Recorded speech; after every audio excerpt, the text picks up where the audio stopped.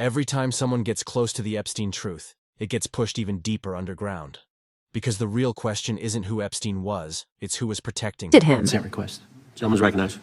So I've got 4 documents I'd like to introduce into the record. The first one is Jeffrey Epstein's 6 story played out for years in plain sight.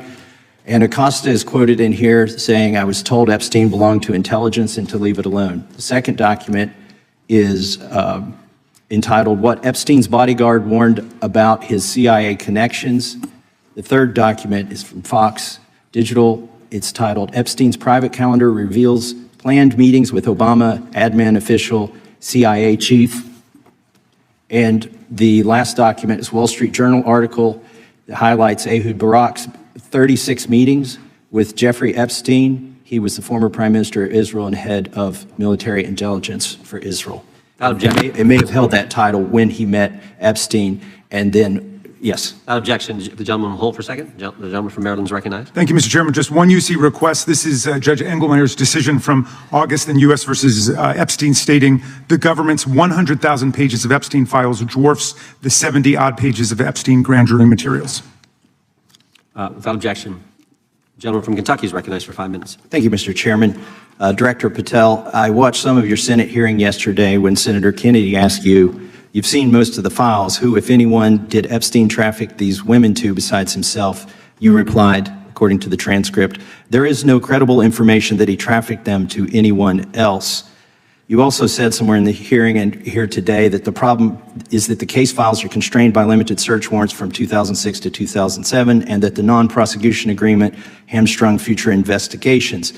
Those constraints only apply to Southern District of Florida. They do not apply to Southern District of New York, the location of the 2019 sex trafficking indictment, which produced many things, including a series of FD 302 documents.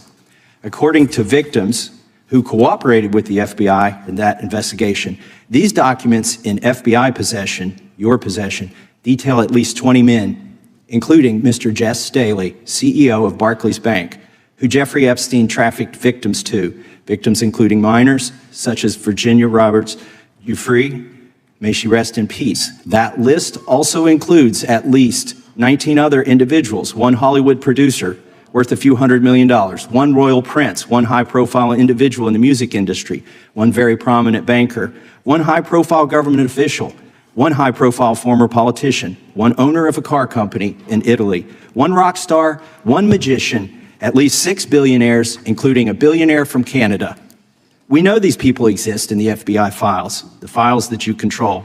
I don't know exactly who they are, but the FBI does. Have you launched any investigations into any of these people, and have you seen these 302 documents? Sir, I have asked my FBI agents to review the entirety of the Epstein files and bring forth any credible information. And we're working with Congress not only to divulge that information and produce it to you, but any investigations that arise from any credible investigation will be brought. There have been no new materials brought to me launching a new indictment. So is the loophole here, or is it your assertion that these victims aren't credible, that the 302s maybe didn't produce credible statements that rise to a probable cause? It's not my assertion, sir. It's the assertion of 2 different United States attorneys' offices from 3 separate administrations who investigated those same materials in lifetime. Are the 302 documents in the FBI's possession? They reviewed all that, yes, sir. And so have you reviewed those 302 documents where the victims name the people who victimized them? If I personally know, but the FBI has. So how can you sit here and in front of the Senate and say there are no names? I said I named one today. I said we are not in the practice at the Department of Justice FBI of releasing victims' names. That is not what we do. We are also not in the habit of releasing incredible information. That's not what we do. But multiple authorities have looked at the entirety of what we have. Okay, I got to move on here. Were you present when the AG had the White House event when she released the binders to social media influencers? I was, yes. So if you're willing to meet with social media influencers who stood to benefit from the sensational and sad stories of these victims, will you meet with the victims as well? The FBI will meet with anyone who has new information. Will you personally meet with them? The FBI and the professionals who are handling the cases will. Were you instructed that it was important to release the documents to the Oversight Committee on the day of my introduction of the discharge petition to release these files? I don't know what day that was, so no. Well, they were released that day, and there were victims' names who weren't redacted because they were in such a rush, and the victims are not happy about that. Have you investigated any of the CIA connections? Have you seen the CIA file on Jeffrey Epstein? And if you wanted to see it, would they show it to you? Well, I can speak for the FBI, and that's presuming there's a CIA case file, and I've reviewed everything that the interagency, not I, the FBI, that was provided to us. Would you be willing to look at the CIA file on Jeffrey Epstein? If there is such a file, and if it has not already been turned over to the FBI will look at any new investigative leads. Have you made any progress on the pipe bomb investigation January 6th? And have you made any progress on the motive of the Las Vegas shooter? As to the first, it's an ongoing investigation, and we have made progress. As to the second, sir, I'll have to get back to you. All right, thank you. I yield back. Mr. Chairman, I have a Every time the name Jeffrey Epstein resurfaces in Congress, the same uneasy silence follows. It's the silence of institutions that have too much to lose if the truth ever fully comes out. During this latest hearing, Representative Thomas Massie asked the question that has hovered for years. Did Epstein have ties to intelligence agencies? And why does it seem that his most powerful associates remain untouchable?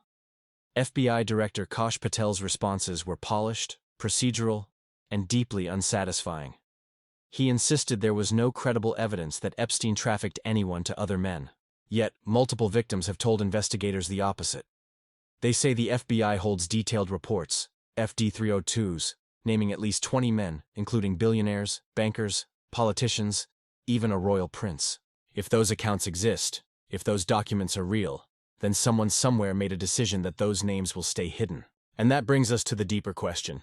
What does credible really mean when credibility is defined by the very institutions being accused of covering up the truth? When victims speak, but their testimonies are filtered, redacted, and dismissed. Credibility becomes a tool of control. It's not about finding truth. It's about managing it. This isn't just about one man's crimes. It's about the ecosystem of impunity that allowed them to happen. Epstein was not a lone predator. He was a symptom of a much larger disease, the merging of money, influence, and secrecy that defines the modern elite. Think about it. A man with a history of trafficking minors was not only protected by a sweetheart plea deal in Florida, but continued to move among the most powerful figures in business, politics, and academia for years. That doesn't happen by accident. That happens when wealth and access create a shield stronger than the law. Massie's questioning about potential CIA connections only deepens that unease. If Epstein did have intelligence ties, whether to U.S., Israeli, or foreign agencies, that raises a disturbing possibility that some of his activities were not just tolerated, but perhaps useful to those in power. Intelligence agencies, after all, operate in shadows where morality becomes flexible and secrets become currency.